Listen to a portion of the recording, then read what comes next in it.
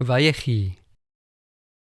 The Torah portion of Vayechi has a connection to the Messiah in its text. The extensive blessing that Yaakov gave to Yehudah points to Yeshua.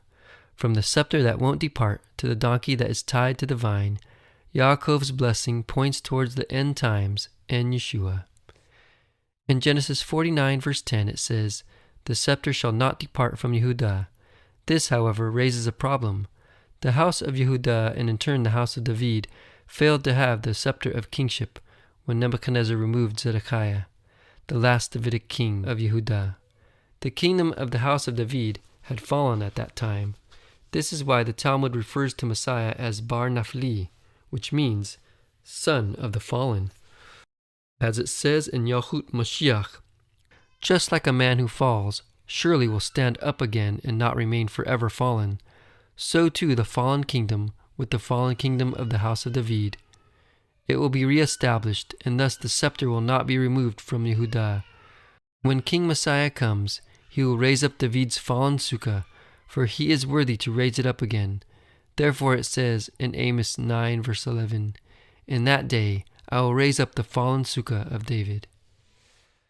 Another part of Genesis 49 says, "Until Shiloh comes." The scepter of David should not depart from Yehudah until Shiloh comes. But who or what is Shiloh? Almost all Jewish commentaries interpret Shiloh as a reference to the Messiah, as it says in Sanhedrin 98b. Messiah's name is Shiloh, as it is written in Genesis 49 verse 10, "Until Shiloh comes." Targum Onkelos paraphrases this verse as, "Until the Messiah comes, for his is the kingdom." Targum Suda Yonatan says, "Until the time of King Messiah, the youngest of Yehudah's sons." Rashi also follows the same train of thought, but he presents an uncommon twist to it. The Midrashic explanation understands the word Shiloh as a contraction of the words She, which means a gift of homage, and Lo, which means to him, as it says in Psalms 76 verse 11, "Let all who are around him bring gifts to him, who is to be feared." Alternatively, the great Torah commentator Sforno interpreted the word Shiloh to mean that the Messiah would bring forth an era of peace. A Yemenite Midrash relates Shiloh is an expression for the tranquility of the days of Messiah, when a man will not lift a sword against his neighbor. Instead, they will drink and rejoice. The Midrash Tanhuma preserves the opinion that Shiloh relates to the word Shilyah, which means birth sac, indicating that the Messiah will be born of a woman. The Septuagint version of the Torah translates the phrase "until Shiloh comes" as "the things stored up for him," meaning the things stored up for the Messiah, such as the right to rule over Israel and all the nations. Despite the wide range of opinions on the word Shiloh, all the commentators agree that Shiloh has a connection with the Messiah. The Hebrew for the last few words of Genesis 49 verse 10 is very vague. The JPS translates it as, "Unto him shall the obedience of the peoples be." This refers to the subjugation of the nations, as it says in the Yalkut HaMashiach, "Messiah's hand shall be on the neck of his enemies. But when Shiloh comes, then all nations will bow down to him. So they will no longer be his enemies, for all the nations will obey him."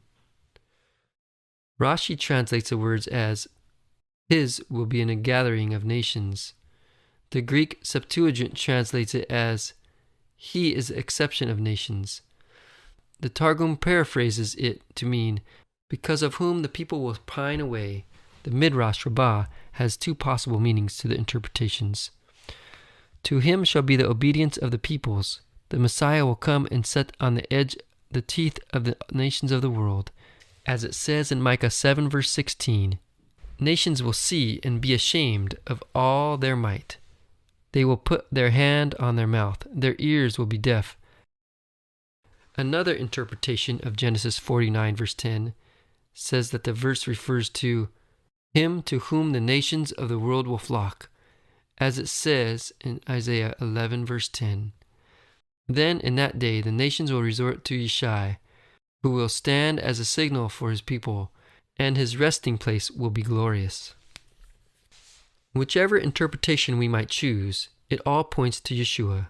Matthew 25 verses 31 through 32 says, "When the Son of Man shall come in his glory, and all the holy angels with him, then shall he sit upon the throne of his glory. And before him shall be gathered all nations. Nations will see and be ashamed. To him shall be the obedience of the peoples. Until that happens, the nations will wait patiently for him, as it says in Isaiah 24 verse 4, and the isles shall wait for his teaching." The prophecy about the Messiah being a signal to the nations has already been fulfilled by Yeshua. Ever since the days of the Talmudim, faith in Yeshua has spread throughout all the nations. Yeshua is a signal to all the peoples to which they flock. Through him, knowledge of God has reached the furthest spaces of the earth, even to the distant isles. In Genesis 49 verse 11, Yaakov continues his blessing for Yehudah, binding his foal unto the vine, and his donkey's colt unto the choice vine. This phrase states that Yehudah will have such agricultural prosperity that a grapevine in Yehudah's territory would be so thick that it could hold down a donkey. The rabbis interpreted any mention of a donkey as a reference to the Messiah, as it says in Genesis Rabbah, "He ties his donkey's colt to the choice vine," alludes to him of whom it is written in Zechariah 9 verse 9, "Humble and be mounted on a donkey, even on a colt, the foal of a donkey."